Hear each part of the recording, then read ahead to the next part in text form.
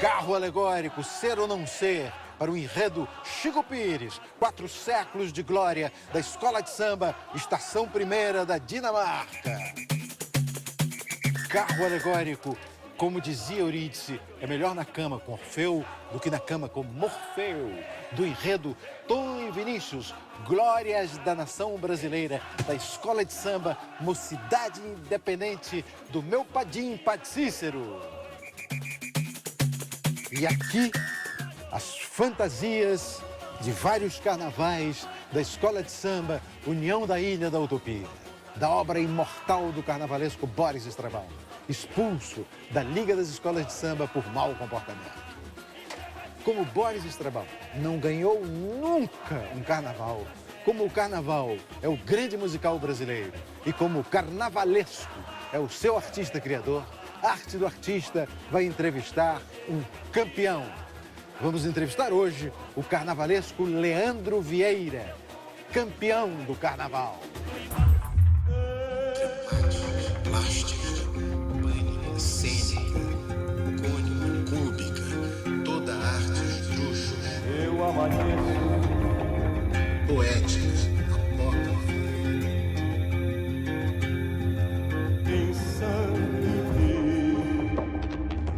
Eu canto a arte elástica. Se tem uma coisa que eu não pensei na minha vida era que eu ia ser carnavalesco, sabe? Assim, acho que as pessoas, de um modo geral, pensam assim: eu vou ser médico, eu vou ser arquiteto, eu vou trabalhar com teatro, mas acho que ninguém pensa assim: eu vou ser carnavalesco. Acho que ninguém nasce com esse pensamento, ninguém tem esse pensamento, e eu não tinha. Eu era um cara que tinha vocação para arte, né? Eu tinha habilidade com desenho. Esse universo artístico fez parte da minha adolescência, fez parte da minha vida. E eu tinha, das poucas certezas que eu tinha, uma era que eu tinha que fazer uma escola de arte. Então, eu prestei vestibular para uma escola de arte, fui estudar na Escola de Belas Artes do FRJ. E na escola de artes eu queria trabalhar com arte conceitual. Eu entrei para fazer um curso de pintura, mas eu também dialogava muito com o universo da gravura, da escultura, porque eu acho que o artista tem essa necessidade de um domínio de técnica. Eu gostava muito do entalhe de madeira também, eu achava que isso era uma coisa que me ajudava. E eu queria trabalhar com arte conceitual. Eu gostava da Diana Varejão, Vicky Muniz, essa galera toda, e aquilo me encantava. Eu gostava de ler, e era aquilo que eu queria para mim.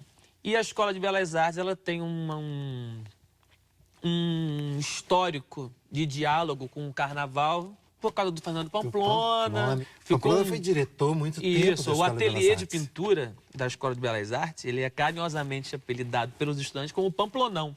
Né? Não sabia. O espaço de... E não só o Pamplona, a Rosa, né? A Rosa Magalhães, foi professora de anos da universidade. E sempre houve esse diálogo. Como o mercado de arte, para mim, estava muito fechado, eu tomei conhecimento de que a Escola de Belas Artes estava com uma pequena parceria com as escolas de samba, fornecendo pessoas para trabalhar, né, de voluntários.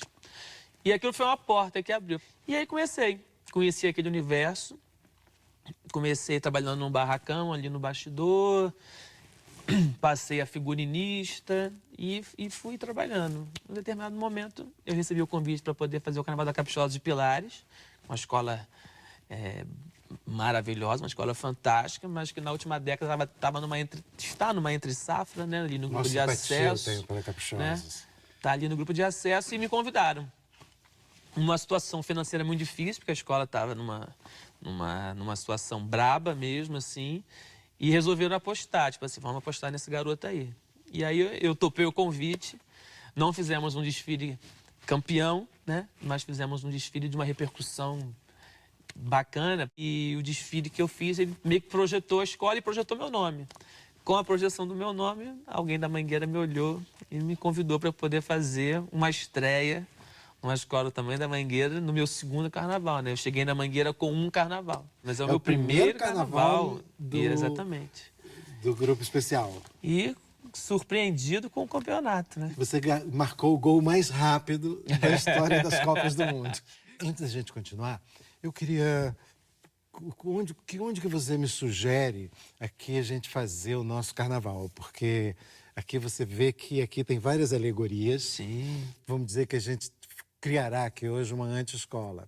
Você sabe que eu estou dedicando a temporada desse ano ao tema da utopia, porque são os 500 anos do lançamento do livro Utopia, do Thomas Moros. Esse é o nosso enredo. Como é que eu faço aqui pra gente... Onde que a gente vai? Escolhe aí, diz aqui. Para como é que esse a gente enredo, monta? acho que é a cama. Então a gente já está aqui no nosso carro alegórico, nessa área de expressão e de criação. Você se realiza enquanto artista. Realiza é uma palavra horrível, mas Sim. você encontrou um lugar que compensa o que você queria ou e até na verdade, melhora? Escola de samba é cultura popular, né? Independente de questões mercadológicas, questão do capital, é cultura popular, né? Existe um histórico por trás daquilo tudo, existe um porquê, em função daquilo tudo. Um enredo de escola de samba, ele diz muito, é muito mais do que aquela história que apenas o samba enredo conta, né? Existe um pensamento artístico, crítico, conceitual, por trás de uma festa que, dentro daquele contexto ali, ela é luxo, ela é esplendor, ela é pluma, ela é massa colorida, mas ela existe, para mim, existe ali todo um fundamento crítico. Isso faz do trabalho que eu faço hoje, talvez aquela vontade inicial de ter um trabalho contemporâneo, conceitual, que quer dizer mais do que o visual, quer dizer mais do que possibilita um questionamento. Como foi o enredo da Bethânia para a Mangueira, né? Era o enredo da Bethânia, mas eu tinha vontade de homenagear a Bethânia, eu queria falar da Bethânia cantora, da Bethânia do palco, mas eu achava que para um país que precisa discutir questões ligadas à intolerância religiosa, porque somos muitos e temos muitas caras e muitas cabeças pensando diferente, naquele momento, eu queria fazer alguma coisa que falasse dessa intolerância, dessa coisa. Então, dentro de um enredo da Bethânia, eu consegui ter uma porta-bandeira que representava uma Iaô, né, que é a iniciação no culto do candomblé, e poucos momentos depois, eu tinha uma destaque vestida de Nossa Senhora. Então, eu queria fazer alguma coisa que mostrasse um pedaço, que o Brasil é isso, que o Brasil é ali a Iaô, mas também é a Nossa Senhora, e elas podem conviver em harmonia. Então, eu tinha sequências de alas de orixás, e essa sequência de alas de orixás era interrompida por uma cena que eram 2 estandartes católicos com a imagem de Santa Bárbara e de São João Batista. Então, hoje, eu me sinto... Você falou que é uma palavra ingrata, né? Realizado, mas talvez seja a palavra ingrata que melhor traduza isso. A arte do carnavalesco, pensando assim, ela é vasta. Sim. Você tem desde essa dimensão, digamos, de cenógrafo, figurinista, dramaturgo, porque você organiza a história, uma ópera. conta a história. O desfile da escola de samba tem uma essa coisa de ser ópera. a ópera popular, dividida em atos, né? Exatamente. São tantos atos, e Exatamente. cada ato aborda uma temática com o intuito de contar uma história maior. Por exemplo, eu não sei o que vai ser o meu enredo para o ano que vem, mas eu estou com muita vontade de falar alguma coisa que fale sobre justiça, que trate a questão da justiça. Eu acho que o momento que a gente vive hoje é um momento que precisa se falar em justiça. Eu não sei qual vai ser o enredo, né? Porque hoje, em enredo de escola de samba, você propõe algumas coisas, mas a diretoria propõe. Tem questões de patrocínio, uma série de coisas. Mas, independente do que seja, eu estou inclinado a caminhar para uma coisa que fale de justiça, que fale de olhar para o correto, tá entendendo? De ser justo. Eu acho que a gente vive um momento que a justiça, a gente está precisando dela, de olhar para ela e de saber o que é também. Do né? equilíbrio que ela deve ter. Exatamente. E todo artista, ele, ao criar uma nova realidade e ao olhar para essa realidade e ter, de alguma forma, fazer de alguma forma a transformação dela, que você faz a transformação num enredo, ele tem essa vertente utópica por excelência. Eu acho que a utopia, sem sombra de dúvida, eu acho que é a matéria-prima do carnaval. O carnaval é utópico, né? Inteiramente. Mas quando eu digo carnaval, eu não estou me limitando a falar da escola de samba. Eu falo do carnaval utópico, do carnaval enquanto aquele momento coletivo. Exatamente. Sabe? O momento, o carnaval, quando o cara veste a fantasia, às vezes não do que ele queria ser, mas às vezes do que ele quer ser naquele momento. Não, o carnaval, ele é utópico. É. Você quer mais utopia do que Joãozinho 30 fazer a Lapa de Adão e Eva e imaginar que o paraíso foi criado na Lapa e que Madame Satã era a serpente? Isso é utopia pura, né? E recheado de conceito. O João foi artista, né? O João pensou o carnaval muito mais do que o desfile da escola de samba do João. Não pode ser enquadrado no comum, né?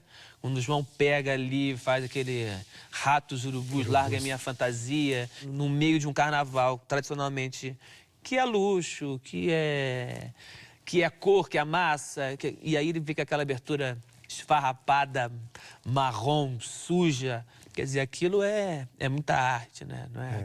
Aquilo transcende, aquilo não... Um artista extraordinário. Eu quero que o meu carnaval sempre tenha essa coisa da cultura brasileira e que tenha o mambembe, que tenha a coisa do manual, do feito à mão. Eu acho que é uma manifestação de cultura popular. E nas manifestações de cultura popular são muito importantes as referências às tradições. Sim. É sempre muito emocionante na escola de samba quando você vê a velha guarda. Sim. A quando você vê as porta-bandeira, baianas, né? Eu acho a figura da porta-bandeira. É uma coisa tão... Porque toda vez eu olho para uma porta, eu olho para aquela bandeira e eu vejo, assim, a quantidade de coisa que já passou por aquela bandeira, né? Por exemplo, eu tenho a felicidade de estar na Mangueira, né? E olhar o pavilhão da Mangueira e saber que por trás daquele pavilhão tem a história do Cartola, Nelson Cavaquinho, Carlos Cachaça, Dona Neuma, Dona Zica, que aquilo ali foi cortejado por um mestre-sala chamado Marcelino, por um mestre-sala chamado Delegado, que aquilo já foi portado pela Neide, pela Mocinha. A Ala de Baiana é uma tradição histórica. Eu acho que é o respeito que uma ala de baianas transmite, né? Porque é toda aquela ancestralidade de gente que construiu a história daquilo, né? A ala da baiana remete a Ciata, remete a Dona Ivone Lara, remete a Vicentina, que foi baiana na Portela. E não só esses segmentos específicos, mas carnaval como um todo. Você imaginar que essa questão do carnaval, enredo, não sei o que lá, que tem ali tem por trás daquilo, tem o pensamento de um Fernando Pamplona. Foi um cara que achou que o Salgueiro ali dos anos 60, 70 não podia mais, não devia, por uma escola negra, de uma comunidade negra, não devia mais se vestir de branco, que tinha que se vestir de negro. E a partir disso ele começa a falar de Zumbi dos Palmares, Chica da Silva, começa a trazer a cultura negra para dentro trazer a cultura negra para dentro da cultura negra. Parece redundante, mas... Da geração do Pamplona tinha o Arlindo Rodrigues. Outro fantástico. Grande Arlindo Rodrigues. Fez carnavais na Imperatriz Leopoldinense, inesquecível. Tributa... Por exemplo, o Arlindo tem um desfile que eu acho... Se aquele desfile passa hoje, ele era campeão e era uma catarse artística, que o Rei da Costa do Marfim visita Chica da Silva, um desfile da Imperatriz Leopoldinense, feito pela Manhã. Eu acho que a Manhã combina mais. Se discute muito isso, né? Vamos apagar a luz do sambódromo e vamos botar uma iluminação especial. Eu tenho um certo pé atrás com isso. Porque acho que isso vira espetáculo. E aí afasta do carnaval como a festa do público. Como a festa do... Não, e como o carnaval da festa popular, da cultura popular. Porque uma congada para São Benedito ela não quer estar iluminada para poder pegar o andor iluminado, tá entendendo? Um Bumba Meu Boi de praça não quer que esteja escuro para isso. É bonito, uma procissão, né?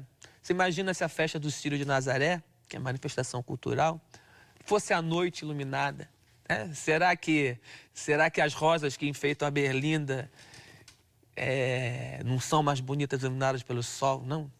Entendeu? Então eu vejo no YouTube agora, né? Aqueles desfiles ali dos anos 70, e aí você vê desfiles do João 30 pensados para amanhã, que o sol varre aquela quantidade de espelhos e aquilo fica tudo luminoso. Então, não sei, será que o espetáculo da manhã, né? O carnaval, será que o espetáculo não é o carnaval em estado bruto, né? Temos que interromper o programa. Os marcianos invadem a Terra. Orson Welles mandou os marcianos embora. Volta o programa. Lembrei agora de outro grande carnavalesco, foi o Fernando Carcarassi. Você sabe do Fernando? Fernando... Deve ser o Fernando Pinto. Pinto, da Ele Mocidade. tem um enredo emblemático, um desfile aqui, Tupinicópolis. Exato. Aquilo é fantástico. Fantástico. E foi de manhã. Foi de manhã, Foi de manhã. A cidade entrou com sol. Um sol. Ele fez também Ziriguidum 2001. Também imaginando como seria um carnaval nas estrelas, né? Um carnaval dali a... Não sei se eu não me engano, foi nos anos 80, isso? Dali a 20 anos. A gente tem que andar para frente, mas olhando para algumas coisas. Não é andar de costas, é andar para frente carregando algumas coisas. E eu acho que isso é bem isso, né? Por exemplo, eu hoje na Mangueira, né? Você imagina, eu sou um cara de 31 anos de idade e carnavalesco da escola, talvez a mais antiga do Carnaval Carioca. E a mais querida. Obviamente, a minha maneira de pensar, né, aos 31 anos de idade, pela minha formação, eu tenho uma visão contemporânea. E por essa visão, sofri. Você imagina, né? Eu propus algumas coisas para a Mangueira que são inovações, vamos dizer assim, difíceis de ser aceitadas num ambiente muito tradicional. Por exemplo, o verde e rosa é uma combinação de cor que faz com que a Mangueira seja reconhecida internacionalmente, né? Conhecida internacionalmente. E eu propus para eles que a Mangueira podia sim ter coisas em azul, a Mangueira podia sim ter coisas em amarelo, a Mangueira podia sim ter coisas em vermelho. Por que não? Por exemplo, ter uma porta-bandeira careca, como foi a nossa, é uma atitude de extrema ousadia para uma escola tradicionalíssima. A questão do nu, o nu, embora seja uma coisa comum no carnaval, o nu para a Mangueira sempre foi um tabu. E eu falei para eles que eu queria uma comissão de frente. Essa questão da sexualidade na Mangueira sempre foi um tabu. E eu queria ter na comissão de frente 14 mulheres com os seios nus. Eu queria que meu abre-alas tivesse a visão de mulheres negras montadas em búfalos de bronze. Eu queria que, num segundo momento do meu abre-alas, eu queria ter mulheres negras com seios nus, vestidas apenas de correntes douradas e se banhando numa cachoeira. Então, isso é uma coisa... É justamente isso. Manter a tradição e inserir novas possibilidades. E respeitando, porque nada foi agressivo, nada foi para chocar. Foi tudo na questão de contribuir. Contribuiu tanto que fomos campeões. Porque essa Mangueira, mesmo diferente, ela traz o carnaval mais tradicional para a gente discutir esse carnaval do campeonato. Eu vou falar de uma heresia. A repetição do samba, eu me lembro que as primeiras vezes que eu via carnaval, me incomodava que cantassem tanta... Quantas vezes canta o samba durante o desfile? Olha, um samba... eu sou péssimo em matemática, mas vamos dizer que um samba... Que uma passada de samba sejam dois minutos. A gente desfila 1h20. Canta bem, né? Canta bem. Canta bem, É. canta bem. Eu ficava vendo como encontrar uma saída para ir, mas achando difícil, porque de qualquer jeito Sim. aquele samba está contando aquela história, Isso. falando aquela história que você mostra. Sei. Eu acho que o desfile de escola de samba, ele precisa ser sempre repensado. Escola de samba é cultura viva. Todas as manifestações que não se transformaram, acabaram, né? Antes das escolas existia uma maneira de se brincar carnaval, que eram as grandes sociedades. Acabou o desfile das grandes sociedades, né? E outras maneiras de se brincar carnaval acabaram, né? O curso era uma manifestação super popular. Acabou. Os blocos de rua se transformaram, estão aí vivíssimos. Vivíssimos, né? E pelo contrário, eles estiveram agora, estão num momento Estão num momento áureo crescimento. de crescimento. Tem lugares onde tem lugares no Brasil onde tem outras tradições que se desenvolvem, que continuam. Maracatu, Sim. no Recife, Em Salvador, Fortaleza. na Bahia, tem lá o Carnaval de Maragogi, que eu tenho loucura para conhecer, que é um carnaval de mascarados, né? Isso é fantástico. O Brasil, ele, para brincar na cultura popular no Brasil, essa tradição musical que nós temos, essa tradição festiva que nós temos, isso é fantástico. Alguma coisa das grandes sociedades vieram da escola de Sim, samba, as alegorias, os carros alegóricos. isso. A escola de samba, ela abraçou tudo isso. É o que eu digo, a importância da transformação. Porque aí isso dá essa sensação de que a escola de samba é a cultura viva, é a cultura em transformação. E como é o seu processo? Como é que você cria? Antes de tudo, o carnaval para mim é literatura. Antes de tudo. Isso é ótimo ouvir. Ele é um discurso que eu tenho a necessidade de colocá-lo no papel antes de qualquer coisa, né? E aí, colocá-lo no papel nesse momento inicial, para mim, não é desenhar. Colocá-lo no papel, para mim, é organizar enquanto literatura, que é ter uma ideia e traduzir aquela ideia em texto. Todo carnaval meu começa assim. Ele começa com o meu desenvolvimento literário e ele começa com o meu debruçar-se em material literário. No segundo momento, ele passa a ser debruçado em material iconográfico, né? Que também é fundamental, já que a gente está falando de um espetáculo que, sob minha responsabilidade, é eminentemente visual. Quando eu digo literatura, é o desenvolvimento de uma sinopse, né? É a carta de apresentação do enredo. E essa sinopse é o texto que serve para que os compositores façam os sambas enredos. O grande poema que vai resumir esse pensamento literário. E na Betânia ficou um enredo que falava da Betânia e que tinha a questão do envolvimento da Betânia com o Oiá, com o candomblé. Então, de toda essa literatura ficou: raiou, Senhora Mãe da Tempestade, a sua força me invade, o vento sopra e anuncia. Oiá, entrego a ti a minha fé, no ABB reluz axé, fiz um pedido pro Bonfim me abençoar. Oxalá, Xeuê Pababá. Isso é o pensamento que fica. Depois de transformado isso em texto, aí é a hora de ser o artista do visual. O artista que produz o figurino, que produz a cenografia. Você é um leitor? Eu sou um leitor. E leio muito no sentido de, por exemplo, para me familiarizar com esse universo da Betânia, eu passei o ano passado lendo Jorge Amado. Porque eu acho que isso ajuda, isso faz parte do meu movimento criativo, né? Independente de eu não estar usando o Jorge Amado para aquilo, mas aquele estar mergulhado. Mergulhou naquele universo. Isso, a questão do cais da Bahia, a questão do mar, os sabores da comida de Dona Flor, né?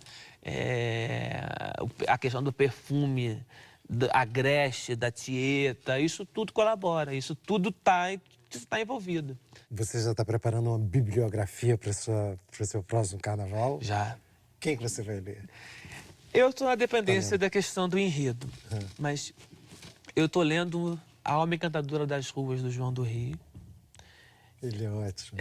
Aquilo eu acho fantástico. Principalmente o olhar dele para a rua. E Eu tenho duas propostas para a Mangueira, né? Uma proposta que segue a linha do diálogo com a cultura afro, eu acho importantíssimo. Eu acho esse diálogo com a cultura afro é muito importante para a cultura brasileira, porque eu sempre me questiono por que a mitologia grega é mais bonita ou mais importante que a mitologia negra, né? Porque o Brasil, um país feito a partir da mistura e da importância da cultura negra, demoniza tanto esses deuses, né? Um caminho é esse, eu tenho pensado muito nisso. E o outro é um caminho de olhar para o carnaval, um enredo que olhe para o carnaval.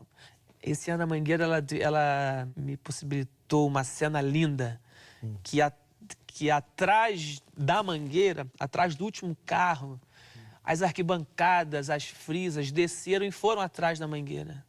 As pessoas falam que as escolas de samba se distanciaram, né? Parece que o bloco de rua assumiu o caráter popular que as escolas tinham. E quando aquela multidão invadiu essa avenida e ia atrás da Mangueira, eu falei assim, gente, eu acho que não é isso. Eu acho que as pessoas querem só uma oportunidade de ir atrás daquilo. Então aquilo ficou na minha cabeça. E isso ficou na minha cabeça de uma forma muito forte. Então eu sempre estou pensando nisso. Eu falei, meu, não é possível que essa gente possa ficar de fora. Entendeu? Isso tá... Então, olhar para as... eu tô olhando para isso, mas não sei o que eu vou... Campeão! Obrigado. Adorei o papo. O papo aqui no nosso cara agora. Cara, agora começa assim.